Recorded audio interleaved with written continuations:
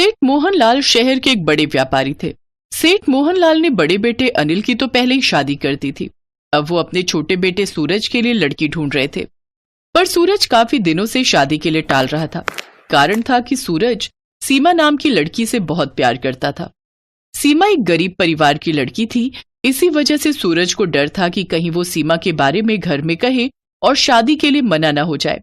पर एक दिन सूरज के पिता ने उसे सीमा के साथ बाजार में देख लिया और इस बारे में सूरज से बात की। देखो सूरज बेटा, मैंने तुम्हें किसी लड़की के साथ देख लिया था। हम तुमसे बहुत दिनों से कह रहे हैं कि हमें बताओ कि तुम्हारी नजर में कोई लड़की है या फिर हम खुद तुम्हारे लिए कोई रिश्ता ढूंढें। अब जब बात सामने आ ही गई है तो तुम हमें बता दो कि वो लड़की कौन है जिसके साथ तुम रेस्टोरेंट में बैठे थे। पापा, उसका नाम सीमा है। मैं और सीमा एक दूसरे से बहुत प्यार करते हैं पापा।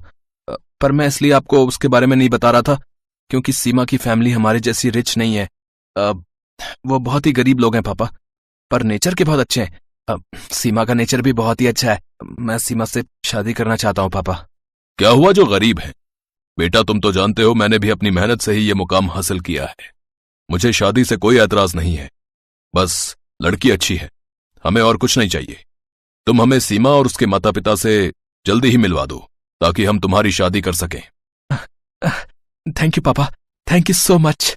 सूरज की शादी के लिए सब खुश थे, पर उसका बड़ा भाई और भाभी इस शादी के खिलाफ थे। माँ बाबूजी का तो दिमाग खराब हो गया है। सब मेहमानों और रिश्तेदारों के बीच हमारी बेइज्जती हो जाएगी। अरे कुछ सोच समझकर तो रिश्ता तय करते। गरीब घर में रिश्ता तय करके वो अपना तो नाम खराब ही कर रहे हैं, हमारा भी नाम खराब करेंगे। मैं तो तुम्हें कह रही हूँ, जितनी जल्दी हो सके तुम यहाँ से अलग हो जाओ, वरना हम भी इनके साथ साथ सड़क पर आ जाएंगे। मैं कुछ समझा नहीं नीलम। अरे वो गरीब घर की लड़की है। शादी के बाद अगर उसने बाबूजी और सूरज को बहकाकर सारी प्रॉपर्टी अपने मायके वालों के नाम कर दी तो बस हम हाथ मलते रह जाएंगे। तुम ठीक कह रही हो, बस ये शादी हो जाए, उसके बाद मैं प्रॉपर्टी में हिस्सा ले लूंगा। एक काम करेंगे ना, अलग होकर हम किसी बड़े बंगले में रहने चलेंगे। वैसे भी यहाँ रहने का कोई फायदा नहीं। अब गरीब घर में शादी हो रही है तो मैं उस गरीब लड़की के मुंह भी ना लगूं। हमें जो भी करना है जल्दी करना होगा। सूरज के माता पिता सीमा और उसके परिवार वालों से मिले तो सचमुच उन्हें उनका नेचर बहुत अच्छा लगा। बात पक्की हुई और सीमा और सूरज की शादी हो गई। बहू, बन गई खीर? जी माँ जी, बस बनने वाली है, ड्राई फ्रूट डालने रह गए हैं। अच्छा, नीलम सीमा को ड्राई फ्रूट का डिब्बा दे दो। नीलम ही सारी रसोई संभालती है। ये लो, और ध्यान रहे ड्राई फ्रूट डालने में कंजूसी मत करना। तुमने तो अपने घर में इतना ड्राई फ्रूट देखा ही नहीं होगा, पर हमारे यहाँ किसी चीज की कोई कमी नहीं है। मेहमानों को खीर खिलानी है तो ड्राई फ्रूट अच्छा होना चाहिए। नीलम ड्राई फ्रूट का डिब्बा देकर मुंह बनाती हुई रसोई से बाहर चली गई। उसका ये व्यवहार बहुत ही गलत था। सीमा को घर में आए 2 महीने बीत चुके थे। अनिल और नीलम रोजाना ही अलग घर में जाने की बात कह रहे थे, पर एक दिन सेठ मोहनलाल पर मुसीबतों का पहाड़ टूट पड़ा। अचानक एक दिन उनकी फैक्ट्री में आग लग गई और सब कुछ खत्म हो गया। कर्जा उतारने के लिए सेठ मोहनलाल ने सब कुछ बेच दिया। पर अनिल और नीलम बहुत चालाक निकले। किसी को कानो कान खबर नहीं थी कि अनिल पहले ही कमाई के कुछ पैसों से एक बंगला खरीद कर रख चुका था। अनिल और नीलम दोनों ने अपने परिवार के बारे में नहीं सोचा और अलग बंगले में रहने चले गए। मैंने कभी भी नहीं सोचा था कि अनिल ऐसा निकलेगा। आज मुसीबत की घड़ी में वो और नीलम हमें अकेला छोड़कर चले गए। कहाँ जाएंगे हम?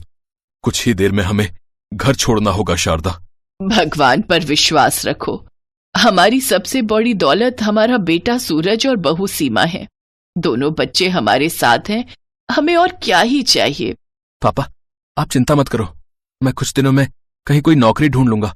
आपने मुझे मेहनत करनी सिखाई है। आप ही तो कहते हो ना पापा कि मेहनत करके इंसान कुछ भी पा सकता है। तभी सीमा के मम्मी पापा आ जाते हैं। माँ बाबूजी, आप? मोहनलाल जी, कृपया करके हमारे घर चलिए। जब तक आपके रहने का प्रबंध नहीं हो जाता तब तक आप हमारे साथ ही रहोगे।